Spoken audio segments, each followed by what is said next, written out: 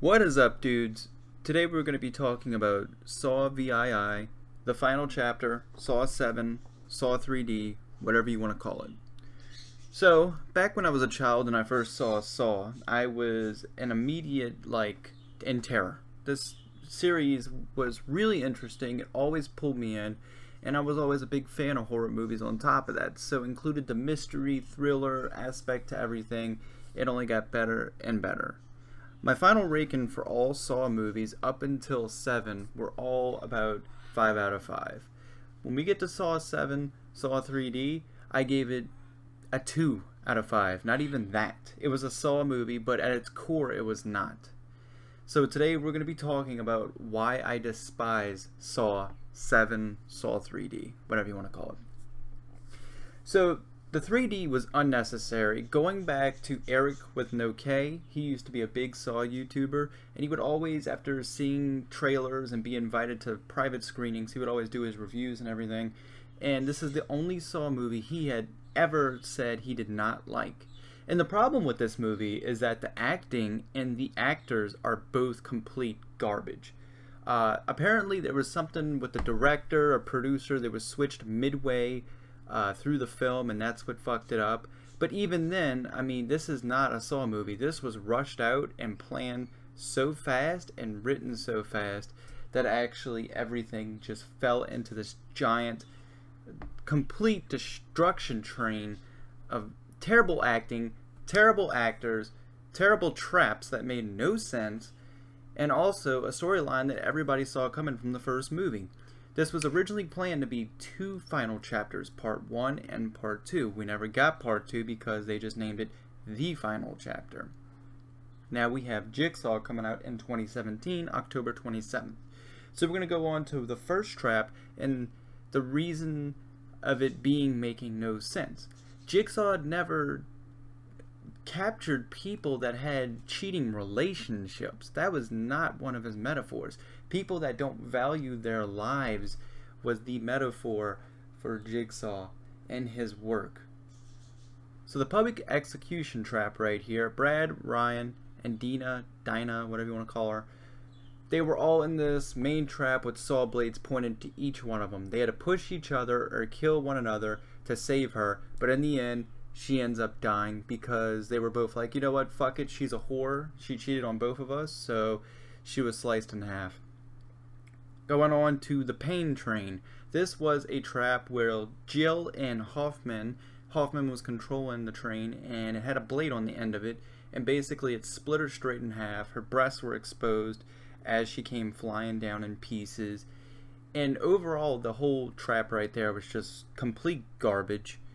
And next we're going on to the horsepower trap, which was a really cool one actually. I like this one.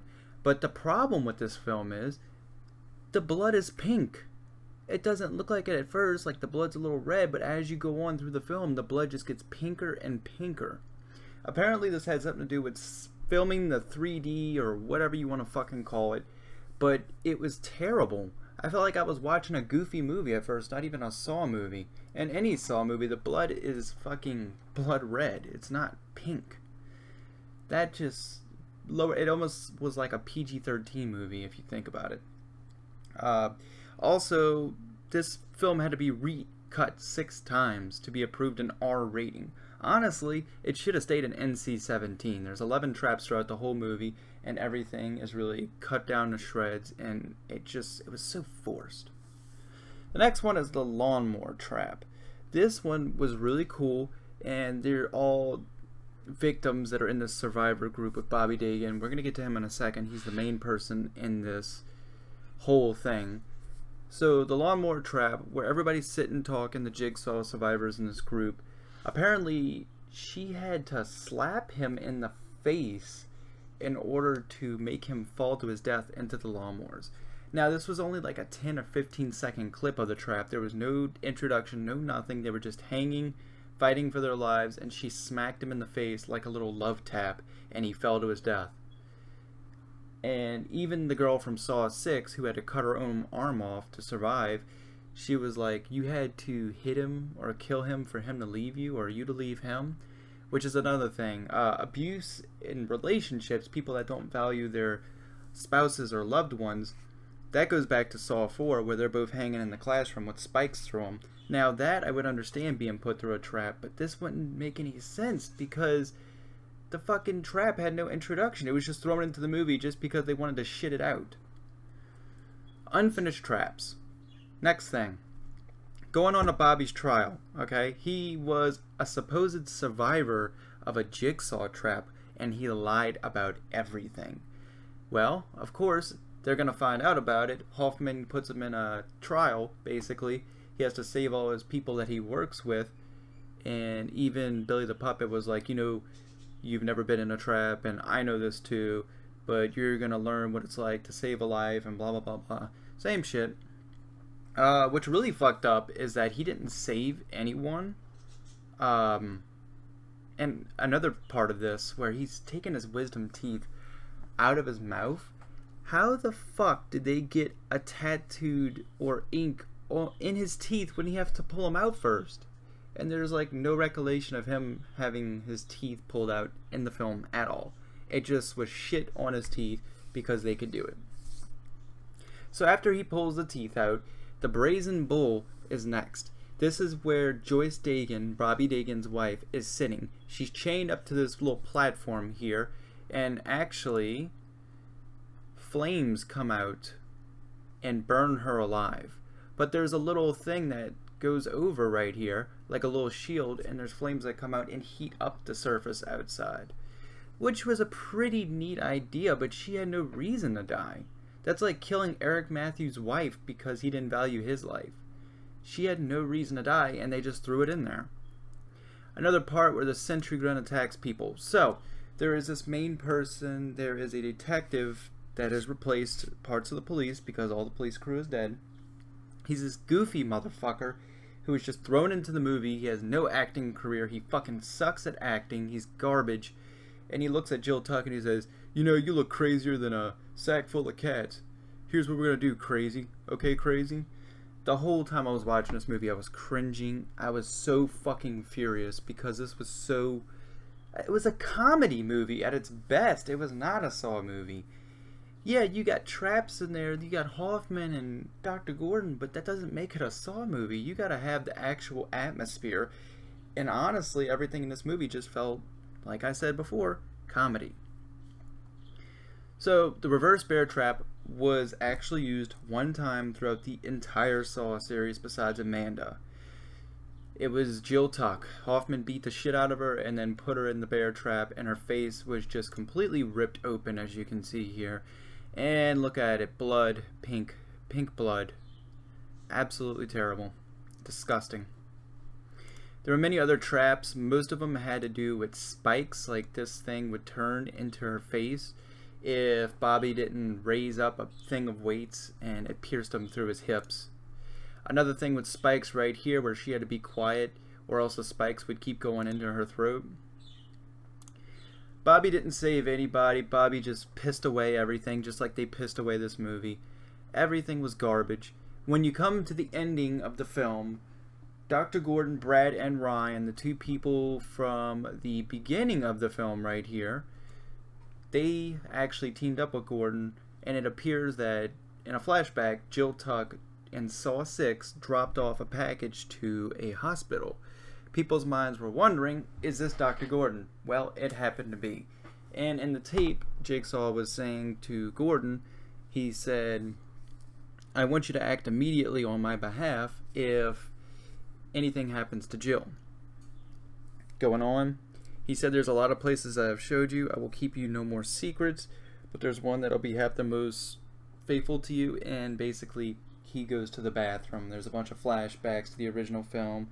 It shows Adam's death, Zap, who else? The fucking meathead from Saw 2. Anyways, Gordon walks in. Hoffman's chained up to the bathroom wall. No recollection of how he got there. Nothing that happens. You just walk in and fucking he's chained up to the wall. And Gordon limps over. Hoffman sees the saw blade on the ground. he went to jump at it, and his finger hit the saw blade, and it went flying across the floor.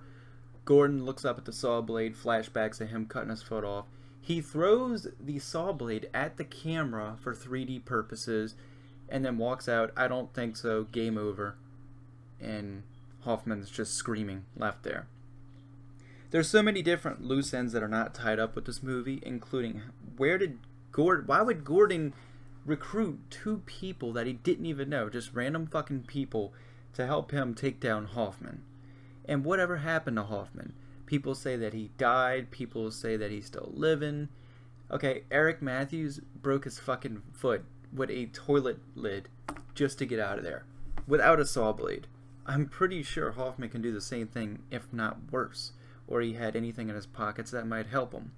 Honestly, in the new movie, I think that we're going to get some flashbacks and hopefully some news about Hoffman.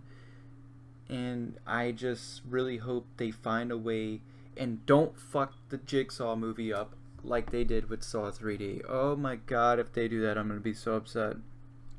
Everything that we've seen so far, though, is really, really good. And honestly, I don't think it's going to take that turn.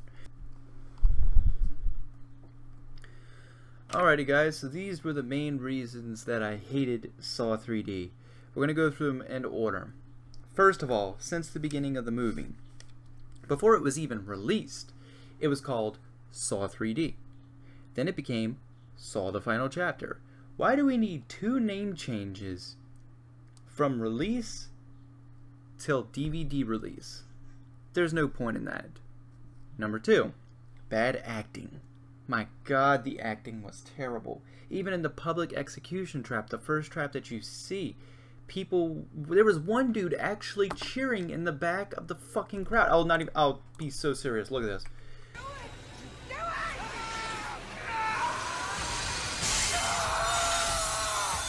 There's a guy fucking cheering in the background. Look at this. I'm not even shitting you. Hold up.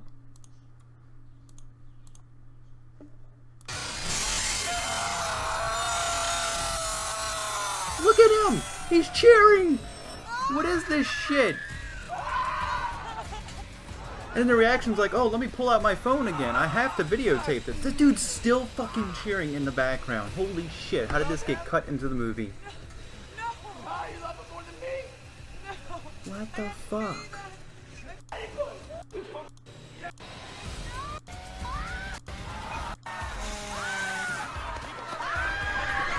And then here comes this woman, right here. Look at her reaction. This goofy looking fucking look on her face. Seriously? I can't take this movie serious. And the blood's pink. Oh my god. And they just had to have intestines fly across the screen.